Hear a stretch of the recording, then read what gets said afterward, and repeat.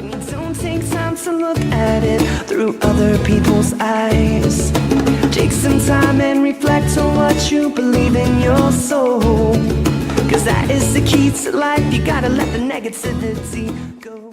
Hello and welcome back to the What the Fox podcast with your hosts, Lindsay Fox and Amber Ross. I'm super excited today because Jay Tinsley decided to come back and hang out with us for a little while. Woo! We are so excited to have Jay. In case y'all do not remember him, he is actually from the episode called Power to the People, which was a pretty kick-ass episode. So if you have not listened to it, please hop on later today after today's episode to scope it out. He became most well known for his role as a service member, so to speak, for the Phoenix Police Department in a voluntary role. If you could just kind of add some clarification there, Jay, to kind of specify what your role is or was or what have you. That's how kind of people got to know you on the podcast. Yeah, so I was previously the chair of the African American Advisory Board for the Phoenix Police Department. My term as chair ended last July, so now I'm just a member. I manage our social media content, which isn't all that much, but I'm still involved in the with the department. Yeah, and we actually you helped raise a lot of awareness about Blackman Run as well, which was incredible because for those of y'all who are not familiar with Blackman Run, Jay, do you want to insert a little like elevator pitch about it? So Blackman Run, I'll end up talking about that a lot in regards as it relates to this topic, because I don't know, for whatever reason, it connects me with fatherhood a lot there. But Blackman Run essentially is this organization that is,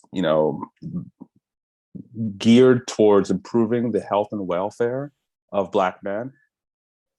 We're an inclusive group, so anyone can come run with us, stuff like that. We encourage, getting out there and moving your body for everyone, but specifically, We're trying to improve the health and welfare of Black men. Yes, and you're right. I can absolutely see where this would intertwine with today's topic about fatherhood in America, specifically as a Black man in America, because it is something that it's a topic that no one really wants to talk about. That's what I hear these days. Nobody really likes to talk about that. But being a Black father in America is puts you in a very unique spot because there's a lot, you're up against a lot, number one. And number two, there's a lot of lessons that you're trying to kind of instill with your own children and teaching them things where they can have some preventative efforts in place for themselves, being people of color, but in addition, kind of showing them that the world is still a good place. And so it just seems like a very delicate balance. I'm wondering how much you want to dive into that today. Well, I'll probably dive into it quite a bit, but what I'd first like to throw is a disclaimer is that I am able to put any level of focus and energy into what type of father I am because of the foundation their mother has already laid down. All right. My job is relatively easy. I take a lot of pride in it. I work hard. I work hard at it. I'm trying to be better at it, but I don't think any of this is possible if it weren't for their mother and mothers in general. Beautiful. That job is exponentially more difficult. I just have to put that out there. Actually, exponentially more difficult. I have dad privilege. Dad privilege is a thing. I'm so glad that you're giving a shout out to the moms. That's completely fair. Me too. Because even when you sent, you guys, we have like our guest speakers do like a little promo shout out about their episode for social media. And when we asked Jay to do his, he was like chilling by the pool and saying like, do you want to speak on that? Just kind of like what the whole moment was that you were observing? I just happened to have this past weekend, my wife was out of town for funeral services for a beloved family member. And she was representing us in the Bay Area. And we stayed back and I had the kids for 4 days. And that's not typically a thing that happens. And it's also not that big of a deal. They're mine. I take care of them. I know what to do with them. It gets blown up like, oh, he saved the world. He's such a great dad. I'm like, no, I just took care of my kids. Right. Like I hung out with my human children that I helped create. I handled my responsibility. But you're bringing up a good point though, because I think on that end, there is a lot of like significant praise that comes with like whenever a father does step up and do those things. When you assume their role as being a full-time parent, which honestly, is very interesting. Even as simple as the liberty I feel in saying that being a dad is the most important thing in the world to me. It's the thing that makes me the coolest. I can say that. moms would get a look if they said that. They just would. That sucks. And everyone's like, yeah, look at this guy. He's a hero. He's a hero. Like, I'm just doing what the hell I'm supposed to do. So again, I acknowledge my dad privilege. Amber, did you have any comments with you being a mom? It's so funny because I see a lot of stuff on social media, like one, calling out the dad privilege and saying, you're not babysitting your kids, you are taking care of your children. Like, stop doing this. Stop making dads feel elevated or extra special for doing like normal parenting responsibilities. And then, the other side of that coin is like, you get to be a fun, cool dad, but mom's always the one that's like, oh, she's just doing what she's quote unquote supposed to do. And like the rule maker. And I know not every household has that dynamic. And it's certainly two sides of the same coin, but it is interesting the way that society chooses to portray those two roles. I'm a hero, basically. Well, okay, but first things first, you are a hero because you're a pretty epic human. So like you get to be a hero. I'll take it. Just taking care of your offspring does not necessarily automatically make you a hero. Like, yeah, we're kind of supposed to do that. We're supposed to do that.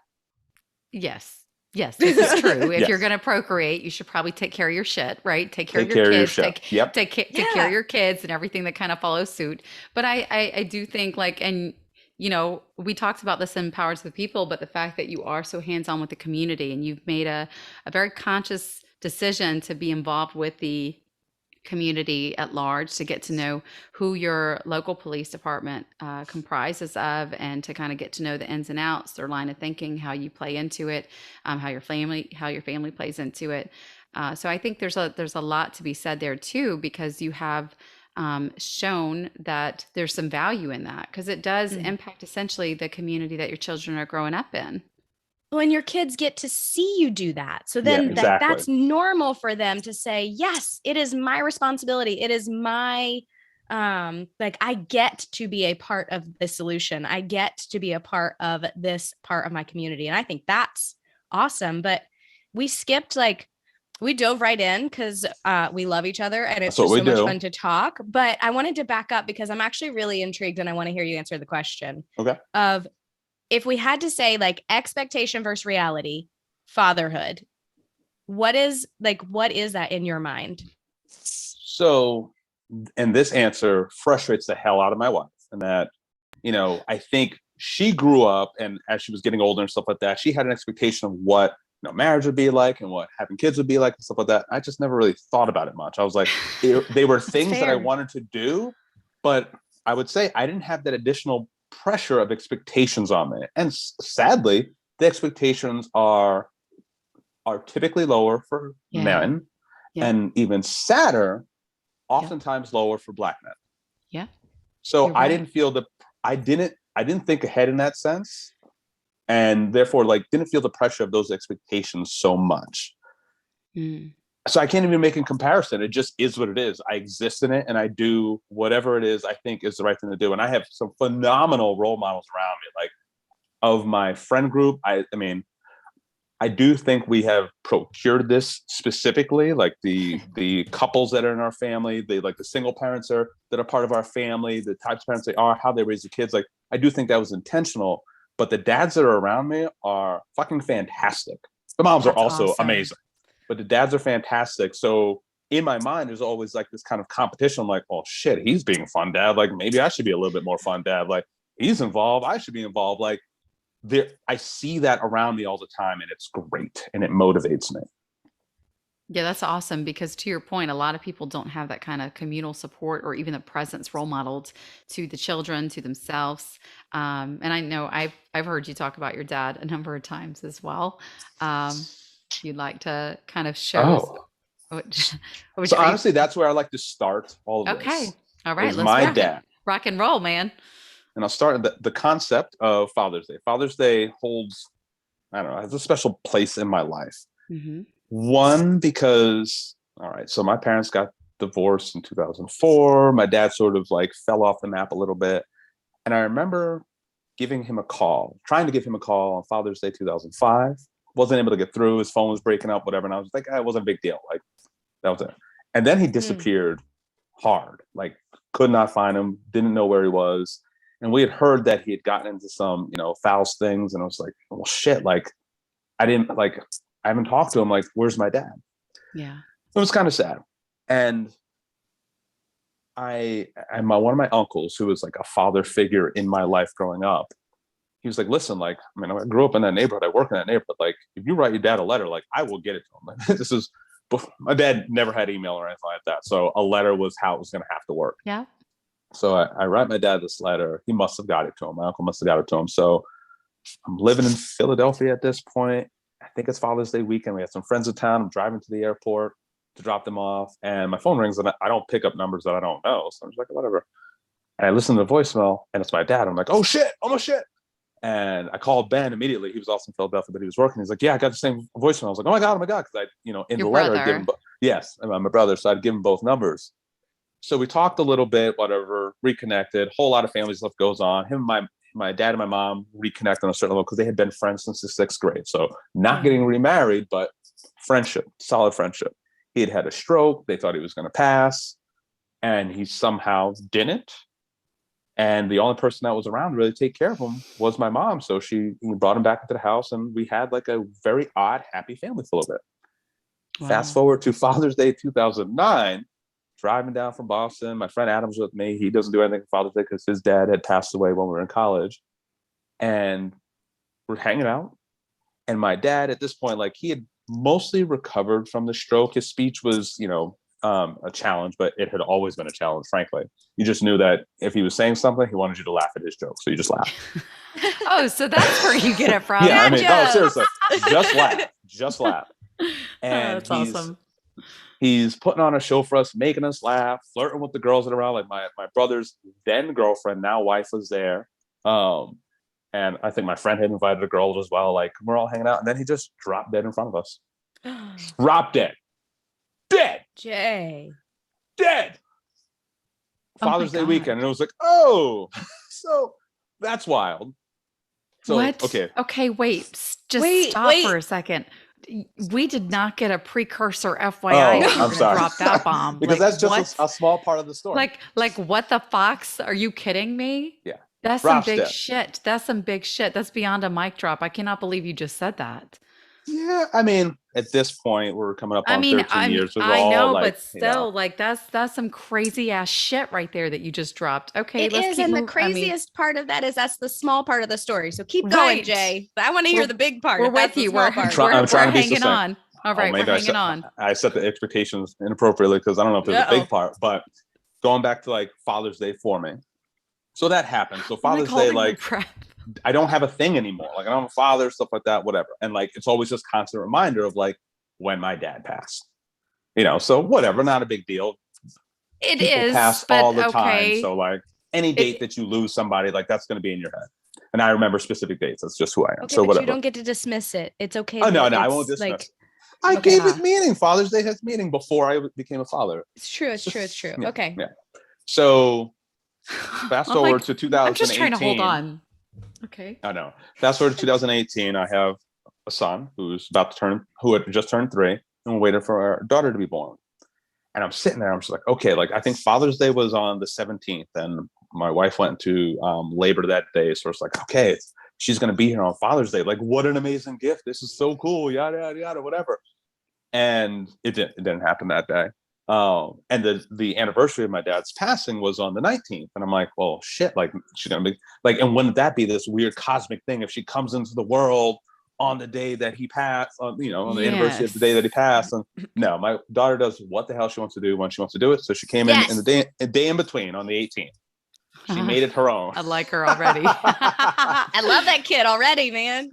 Yes. What was cool though, and this is the cosmic thing. I don't believe in the universe or astrological signs or anything like that. But what I thought was really cool is while she chose her day, so she's like, I'm not going to come on Father's Day, and I'm not going to come on the anniversary of your dad's death. She wanted her day. She wanted her day. She weighed 7 pounds, 11 ounces.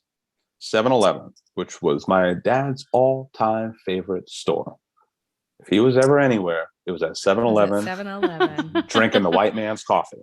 So And so like it was that significance, like Father's Day. What's that? Yeah. I'm sorry. Hold on. Can we back up? Because We're white women. What is a white man's coffee? Actually, I don't know specifically, but for whatever reason, they had white man's coffee at 7-Eleven. My dad had a lot of weird things about him. Is that what he called it, or is that what 7-Eleven called it? I mean, they should brand it as that, but like that's what my Really? dad. I don't think so. The white man's coffee. I mean, man. yeah, 7-Eleven, my dad were like this. Like he was allowed when they would run out of creamer out front. He's the friendliest guy in the world. Of course he And was. That's right. I mean, that's where I get apples and that from. trees. Apples and trees. Yeah. Yes. He was allowed to just like go in the back and get more creamer. Like he was that guy. Like he just had Love like, it. you know, so yeah. So that's my overall connection to Father's Day. Like all these little events, giant events, scary events, the birth of my daughter, like Father's Day has this crazy significance as a result. And I don't like feel like I need to celebrate it. I always do, you know, mark the day that my dad passed, because that's very important. I never want him to be forgotten ever. Well, he and definitely, as long as you Yeah. and Ben are his sons, that will never happen, because as long as I have known you, somehow your father comes up in nearly every single conversation in some capacity. I don't even like to call him like my father or dad. Like when we talk about him, like we have a group text, a family text, he's referred to as Tom Tinsley. Like I was going to say his first Tom name Tinsley, basis. Tom Tinsley. Like Yes. I want the name to be known. Tom Tinsley. It's important. That's sweet. Yeah. So that's Father's Day. Okay, you just unloaded like a shitload of stuff on us, and I think Lindsay and I are still spinning in our chairs a little bit. That is wild. Yeah, that is absolutely wild. So, what do you, when you say you mark the day because you don't want him to be forgotten, like what does that look like with your kids? What does that look like in your family unit? Is that something you do together? So initially started off with like trying to be funny, Facebook posts and stuff like that. Mostly just like bringing up different, you know, quotes of his and stories and yada, yada, yada. Like white man's coffee. Got it. Yeah. You know, I will make sure to go to 7-Eleven and get someone a white man's coffee on the day. In recent years, and particularly last year, I think my wife had a wedding that weekend, and she was actually going to see her father, her stepfather, for the first time in 2 years, like because of the pandemic and stuff like that. So she was away, and I had the kids alone. Again, not a big deal. They're my kids. I got to take care of them.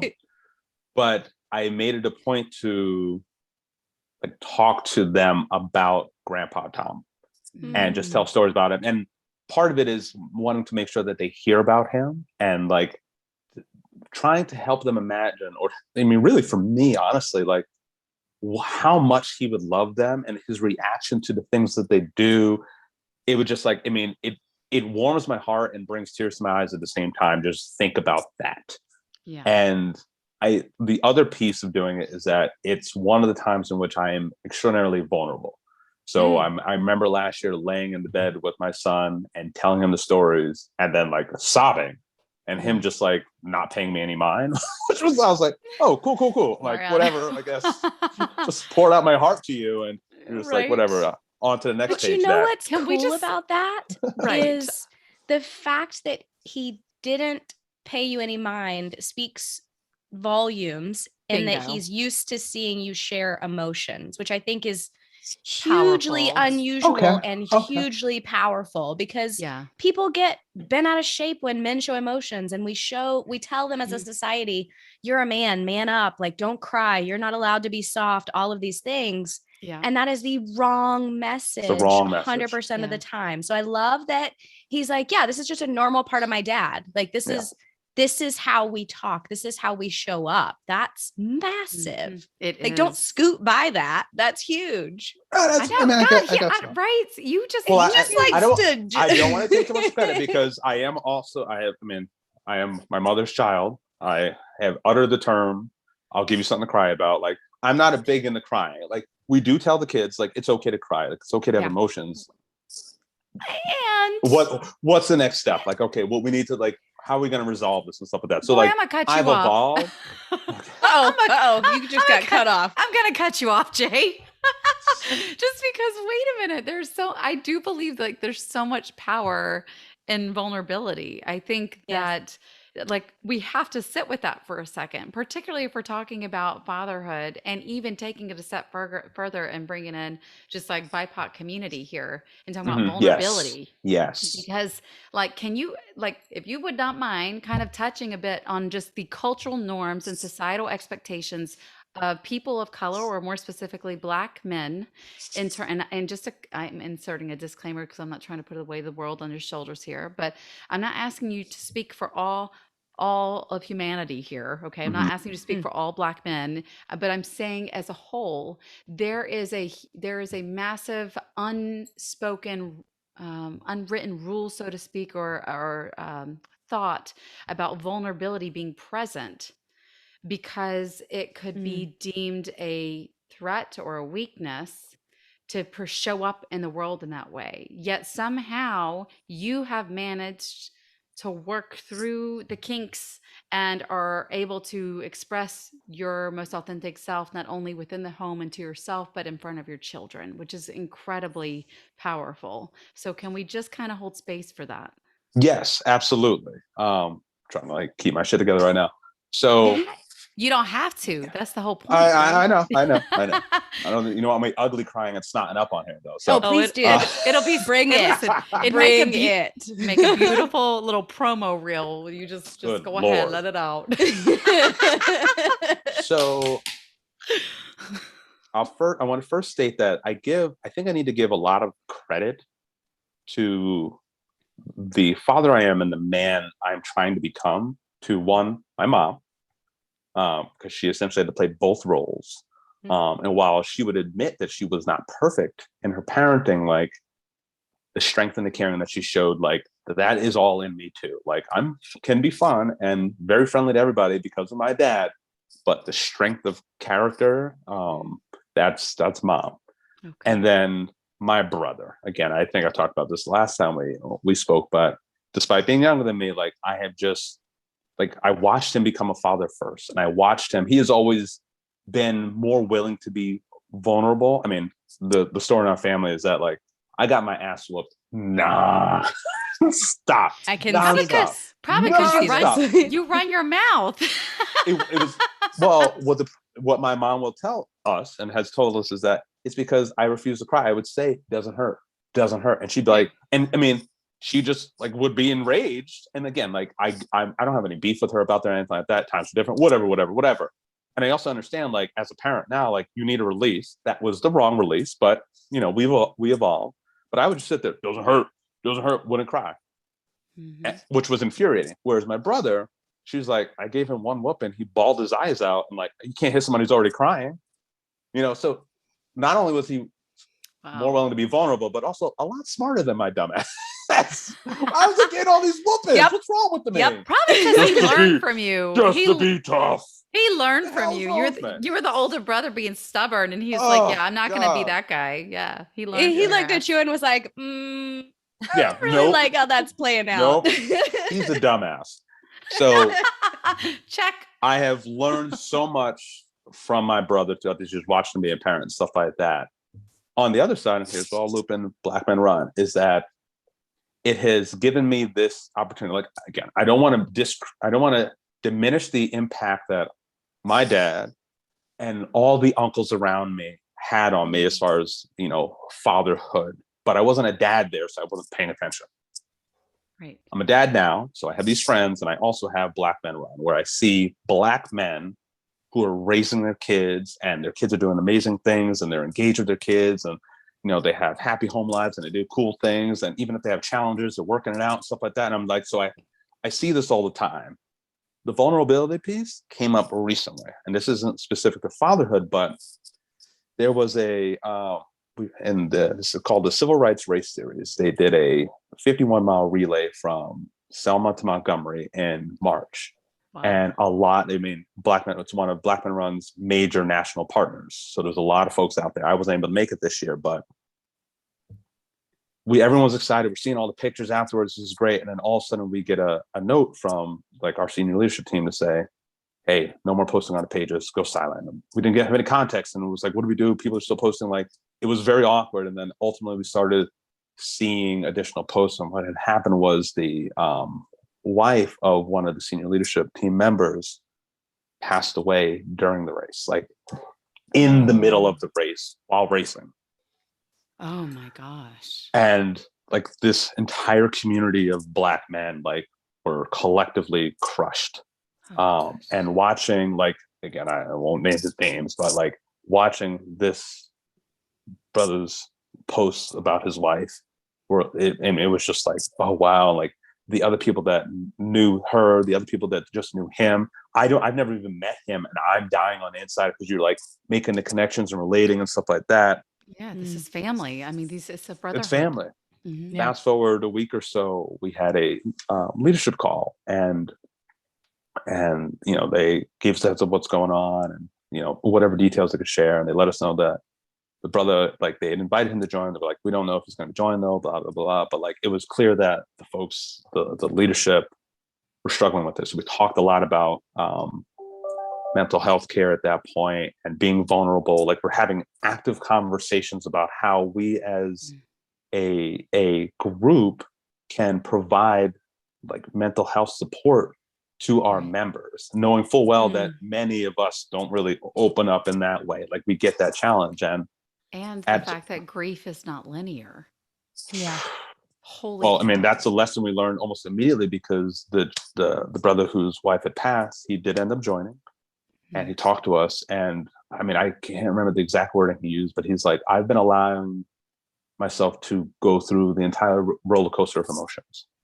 And he was able to laugh on the call with us. He was able to cry on the call with us. He exhibited, a modicum of anger on the call, but like everything he said, he's like, I'm going to ride this out. Like, I need to feel all these things. And just, I mean, hearing him talk, like, it was like gut wrenching. Like, I'm snotting up. Like, I heard and saw other brothers on the call snotting up, and like this forum in which we could be vulnerable and cry as big, strong, athletic Black men was just so amazing. And I'm so thankful to have this extended family to help me continue to grow and evolve in this very important way. Amen. Because I don't know if I'd be able to do it on my own. Like, the family has helped. My wife is amazing with it. My kids are great with it. Like, I do have a community, but now I have this like very specific community, Black men who historically have not been able to show this type of emotion, and unfortunately have only been known for one type of emotion. Like, it's okay for us to cry. It's okay for us to be sad. Like, and it's okay for us to show that to the world. Yeah. How has this changed? Well, I'm assuming, right? So I shouldn't assume. I was going to say, if it has changed, how has it changed your view of being a father? So I often say to the kids, part of the reason I work out as much as I do is because I have every intention of being around longer for them than my dad was around for me. That is incredibly important to me. So like, one is staying healthy. My dad did not have a healthy lifestyle. I mean, part of that is having kids. It's tough to be active when you have kids. He didn't have a job that allowed him to have an active lifestyle. And also he made choices. So it is what it is. So, but he passed away at 55. Like, I'm not that far away from that.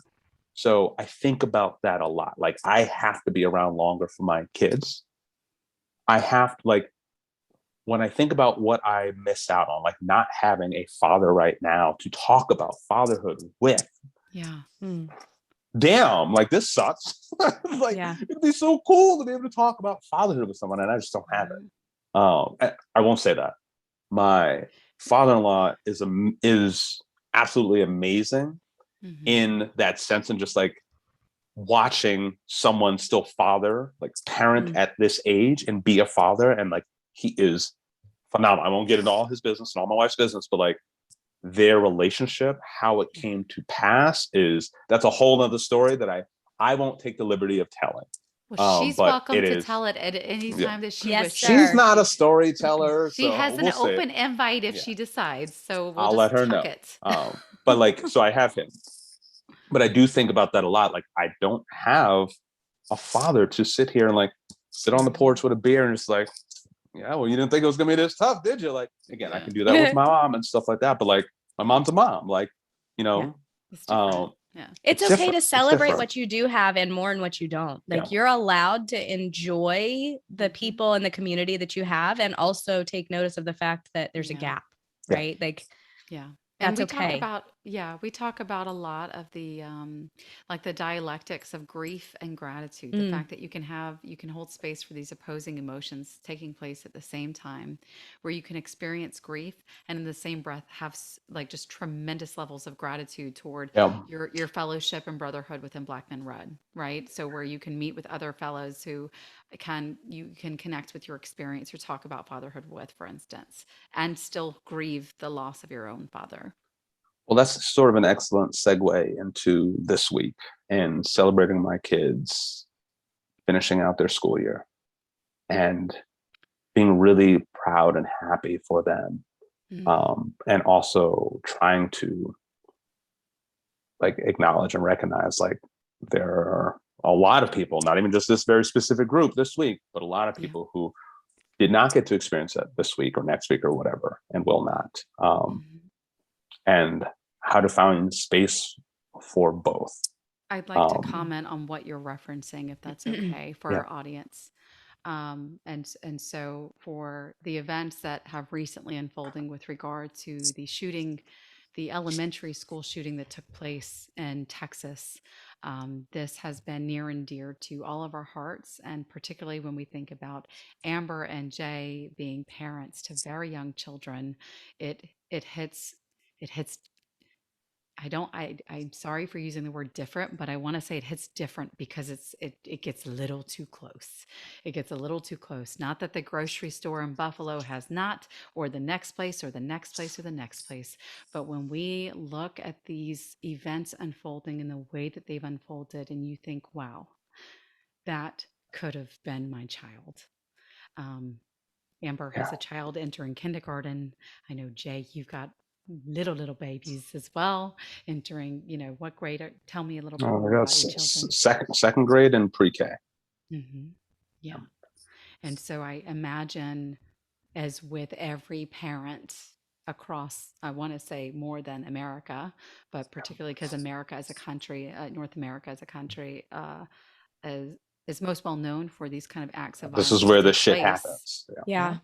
Um, I think that it's fair to say every single parent in America has held their breath and saying, "Holy shit, this is getting way too close," because we've already been through this over and over and over. And so I imagine this has hit differently approaching Father's Day in the way that we are now. Because to Yeah, I your mean, there's point, nothing quite yeah, like looking at Kevlar inserts for your kindergartner's backpack. Like, and for that being the reality of something that I have thought about this week. Yeah. I mean, so, and again, my wife was out of town. So like, I was like, it's my responsibility to handle this conversation because I believe it has to happen now. So I had the yeah, news on Wednesday morning and son's out watching. And I had a feeling he might hear about it at school. Like, this yeah, is the Yeah. thing. And I know he's done lockdown drills before. So yeah, I told him about it. And the look on his face is just like one of disappointment, mm, that's unfortunate. But, mm, and then I don't want to scare him. I don't want him to live in fear. Like, I was like, dude, like, there's a lot of scary shit that's happening all the time. Like, yeah, Yes. we're just like, we have these soft, fleshy bodies that any horrible thing can happen to us at any time. yeah, That said, you have to live. All right. You Mm. can't live in fear of these things. We just have to be smart. So we started talking about the lockdown drills. I went into full sports metaphor mode and I was like, all right, how talking about in baseball, like throw the ball the exact way every single time. So it's, muscle memory, stuff like that. Same with the lockdown drills, dude. Like pay attention, do the same thing every single time because if and when this goes down, like you want your body to just know. Okay. Yes. And that was it. Like I was like, I don't want to get into details. Like we don't have to talk about it anymore, but like know that piece is important. There's scary shit out there. Yeah. And so just drop them off at school. I'm like, oh, that was heavy, whatever. And I think by the time I got home, Nina was there. So I told her, I was like, I had the conversation. She's like, okay, thank you. I appreciate that. And I'm sitting down to work and all of a sudden like the school district's blowing up my phone. I'm like, ah! It was the auto dialer to let us know about like summer registration. I was like, but no, you Oh, can't, jeez. no, man, not, Come no. on. Come on, y'all. Damn it, man. right. So, Like, yeah. I mean, and of course now we're getting a bunch of emails to schools because they have to Yeah. acknowledge it. You can't just like Yes. act like this shit's not going on. Like everyone's thinking so about it. Right. So exactly, right? So I actually just met with an author, and I met with an author yesterday pertaining to something I'm working on behind the scenes. And this author is pretty well known, and she was talking about how she was a keynote speaker for a major executive corporation dinner. Hundreds and hundreds of people are there. And she started her speech by acknowledging and holding space for what took place, and also acknowledging the events of the last 2 years with regard Mm. to George Floyd, anti-Asian hate, and the pandemic, and the million plus lives that have been lost to COVID. So she did less than 5 minutes, held a collective space for all the things, just to say it out loud and acknowledge it. Yeah. And she said for the first time in her career, people, these are high level executives, came up to her afterward completely sobbing. And they said, this is the first time anyone has said any of this stuff out loud. This is the Mm. first time we've heard anyone in a person, face to face capacity to just acknowledge the gravity of all the shit we've all been through in the last 2 years. And these were people that, in the workplace, right? When we talk about humanizing vulnerability, that's frowned upon in the workplace because it might Mm. mean that you're not so good at your job. And Yeah. these were high level executives that were bawling at the end of her speech. And she herself, as someone who's actually very well known and specializes in like bringing empathy into the workplace, was just very taken aback by this. So I think that, as we've talked about in many episodes prior, that whole name it to tame it, and to bringing things to light and talking about things out loud, there's a lot of power in that, because it also creates safety in being able to just label the existence instead of sweeping it under the rug and pretending it's not there. So as hard as these conversations have been for you to have with your own children or community members as a whole, I think that there's tremendous level of power that can go into just voicing it Yeah. Yeah. and not pretending it doesn't exist, pretending that evil doesn't exist, because it does. So while So I know this is like a heavy way to end an episode, and typically we try to like do the compliment sandwich of like fun stuff, heavy stuff, fun stuff. Sometimes it's okay to end with the tough stuff and to have the conversation and to leave you guys thinking about the implication of what we've shared today. Because parenthood, while we do laugh that dads get made fun of, you guys have a very heavy role. You have a very important role. Kids As we need, should. Yeah. yeah.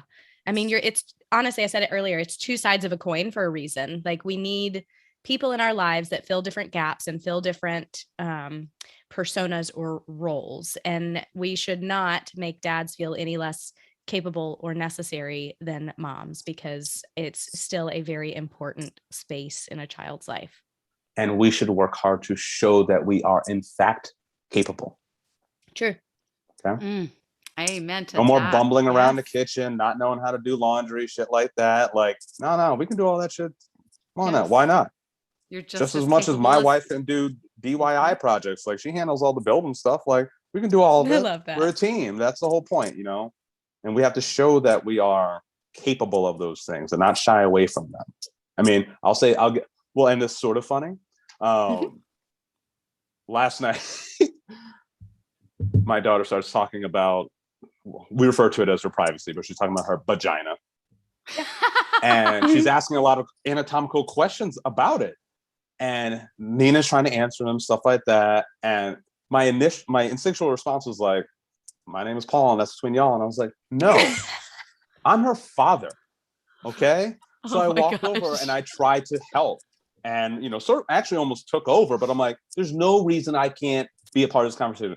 Am I an expert? Depends on who you ask. But Oh my god! there's no reason I can't be involved in that I conversation. just want to say that was a Tom Tinsley joke, I think, Oh, right there. absolutely, You just totally channeled your father right there. That was Yes. ridiculous. Love it. Job done. Jay, all you right. are a freaking rock star. Thank you for coming to hang out with us. Thank you Thank for y'all for having me sharing. again. Oh my God, so fun. So Oh, freaking fun. Wonderful. So you guys, Jay Tinsley, you can follow him on Instagram as well. I know that's where most of our followers check us out. Jay, do you want to drop your contact info or your handle so people my can handle scope is you out? or Blackman Run, whatever. Yeah, Blackman Run Phoenix is your best bet. You can find me there. I am the social media person. So the pro. Yeah. Yeah. If you Pro. will. I love it. Yeah, it's okay. We give you all kinds of assignments here. Yeah. We're gonna call you the pro. We do what we want, Jay. Yeah.